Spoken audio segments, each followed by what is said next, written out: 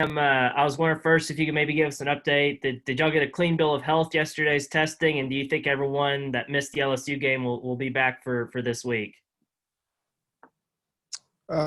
We anticipate having a close to full roster. Our testing went well yesterday. And, between injuries that we had and the COVID, we feel like we're going to be pretty close to full speed. Scotty? Yeah, Coach, I was wondering if you had an update on Bo Limmer and Noah Gatlin, and if those guys might be able to be back for you this week too. I think Bo's doing well. We still are yet to find out on Noah. He is getting some tests right now, and we'll see if he'll be available or not. But we feel pretty good on Bo. Tom?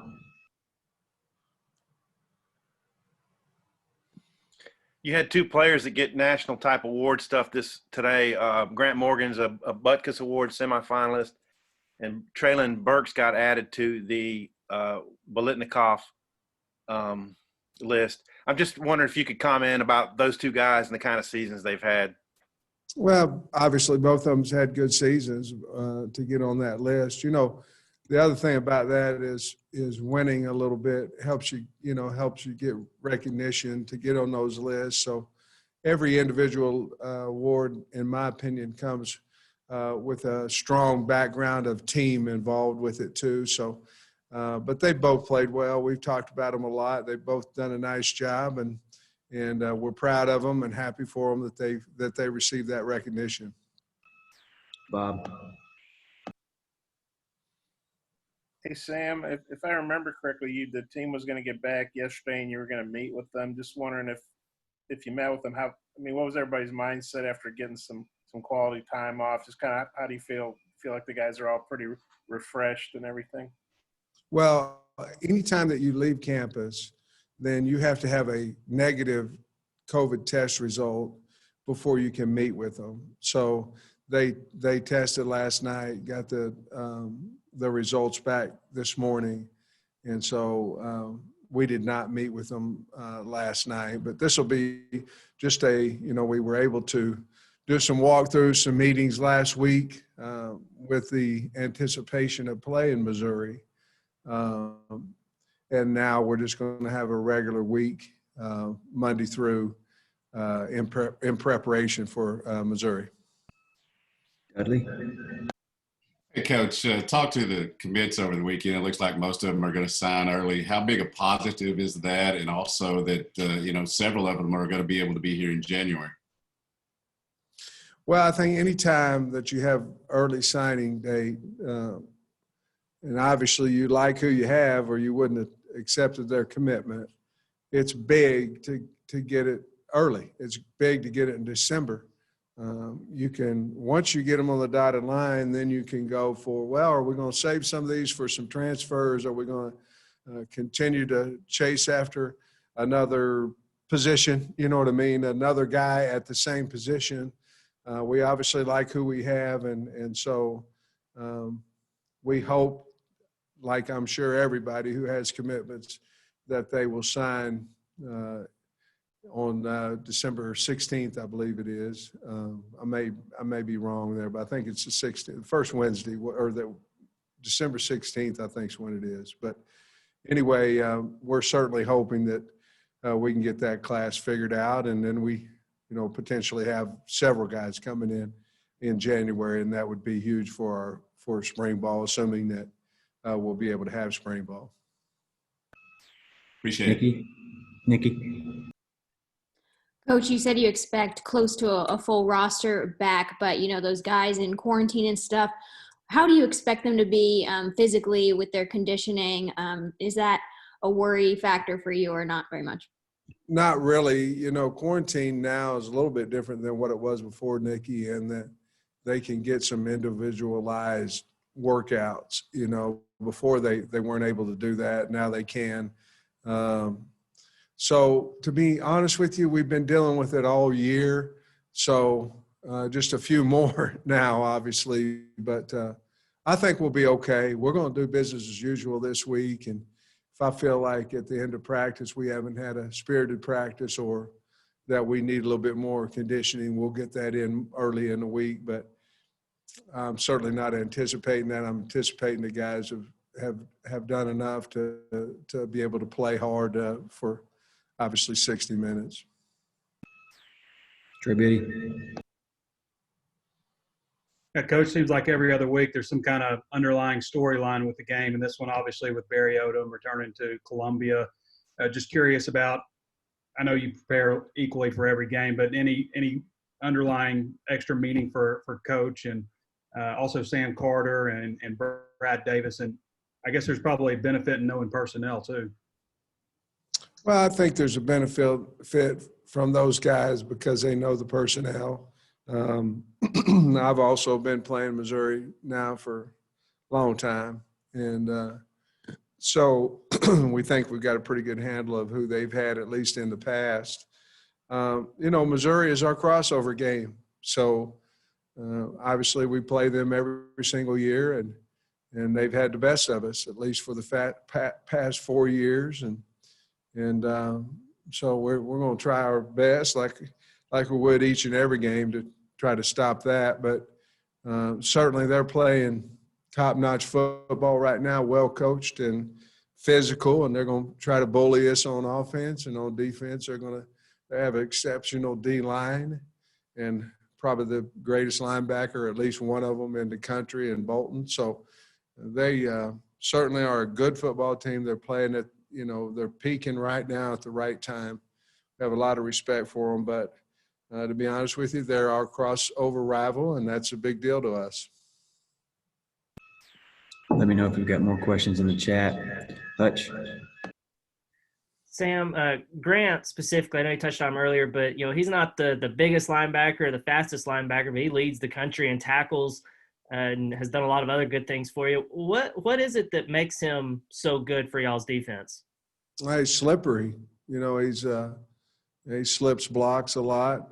He plays extremely hard. He's very prepared when he goes into a game. He spends a lot of time in the film room and a lot of time with his coaches getting prepared for the game.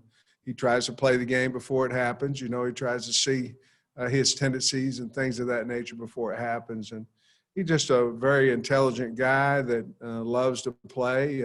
Walked on here. He loves to wear the Arkansas across his chest and plays extremely hard. And that's it. He's smart, plays hard, and well prepared. Tom.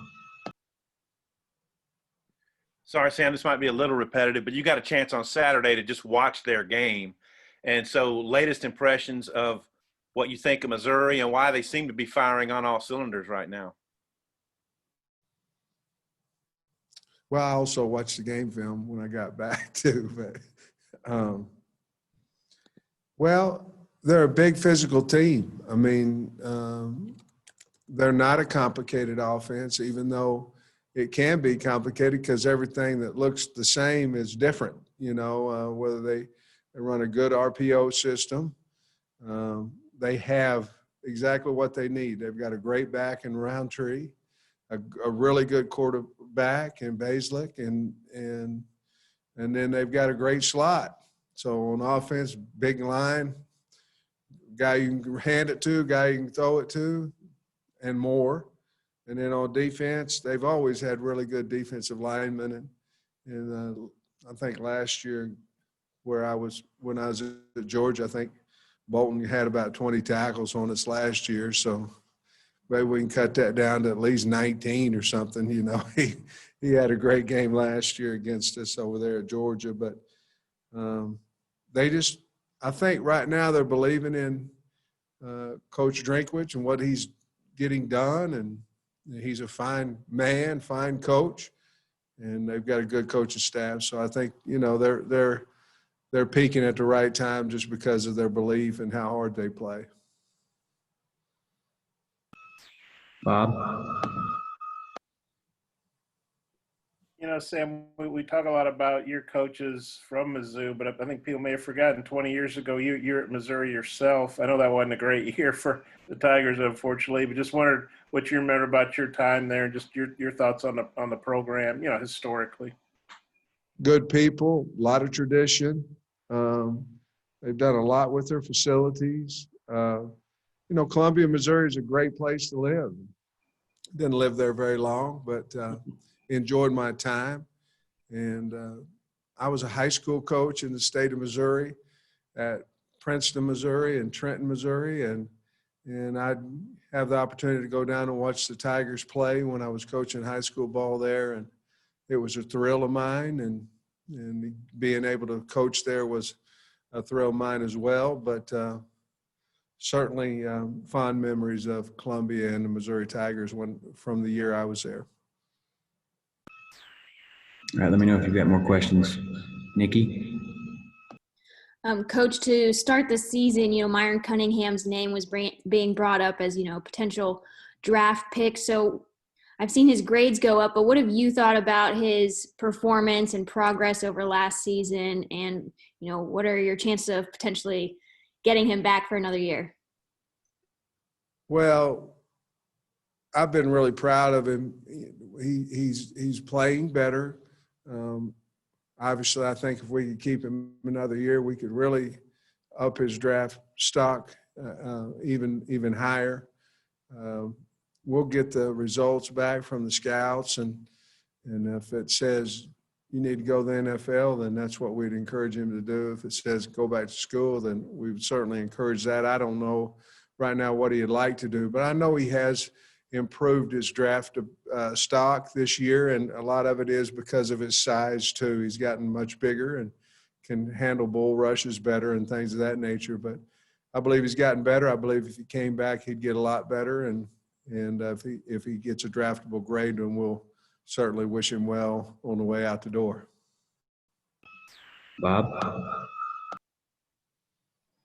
Sam, Roundtree, I think he set Mizzou's record for rushing yards by a running back. I think one of their quarterbacks from a while back has the record. But what do you think about him? He seems like a pretty physical back. He is. I mean, I think if you look at Roundtree, I think the first thing you think about is how hard he runs and how many tackles he breaks. I think they're pretty much locked in with their O-line and him. I mean, they're a physical offensive line. They like to play through the whistle, and he's the same way. I think they really complement each other, his O-line and him, but he's really having a good season, and I have a lot of respect for the way that he plays the game. Tom?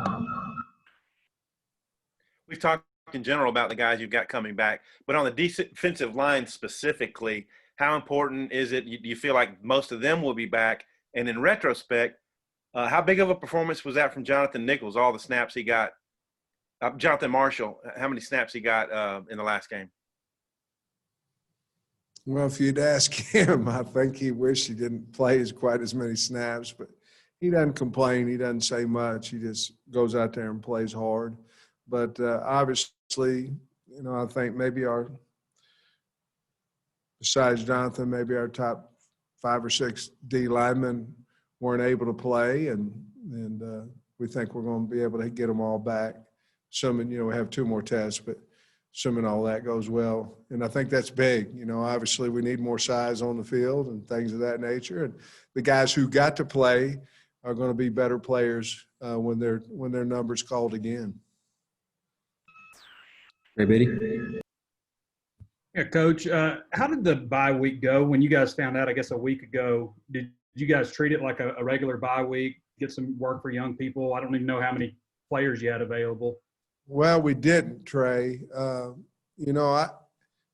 probably in the minority here, but I believe if you don't have enough to play, you probably don't have enough to practice. And we didn't have enough to play. Now we could have put a couple scrimmage together or something of that nature. We just thought at that point it was going to be much better to use it mentally and physically trying to get healthy. And so ours were all walkthroughs Monday, Tuesday, and Wednesday along with tape. Nikki? Coach, along the same lines of my other question, Rakeem Boyd, he came back hoping to improve his stock further, and he had to miss a couple games and just overall just not as good of a stat season for him as last year. Have you had conversations with him? It must, be tough on him to have, some disappointments this season when he was hoping to have a really big one. Well, there's still 3 games left, and so he can certainly improve his numbers in the next 3 games if he goes out and plays well and they block well for him. I'm sure it's not ideal for him. We talk to him and all the other guys quite often, and he knows that he can do something about that as well himself, and we can certainly block better for him and do some things of that nature. But sometimes as a back, you just have to, at times you have to go make your own way. And he was getting better at that, had a pretty good game against A&M and certainly, obviously couldn't play against LSU, but we anticipate he'll be back and healthy and ready to roll. 2 more. Bob? Sam, you mentioned Eli Drinkwitz. I was wondering how well you know each other, and he's obviously an Arkansas native. Just wondering what you know about him, and do you guys know each other very well personally? Had much interaction? I'm getting to know him better. I have a lot of respect for him, and we text back and forth at different times. I think he made public that he texted me at 11:45 last Monday night, which he did. Whenever we had to cancel and they got a new one, he just wanted to make sure that I was up since he had to be, and I thought it was funny. But I have a lot of respect for him. I didn't know him until obviously this year, and being head coaches, we get a chance to talk to a lot of head coaches during the season, and he's one that I've certainly taken a liking to and a friendship with. Last one, Hutch. Sam, I noticed that you mentioned 3 games left. I guess that includes a bowl game. Do you feel confident that y'all have done enough to earn a spot in a bowl? Oh, yeah. I mean, we won 3 SEC games. I think anytime you win 3 SEC games and you're scheduled right in the preseason, that's equals anywhere from 6 to 7, and absolutely. And I think we will. I think we deserve it. All right, that wraps us up. Thanks, Coach.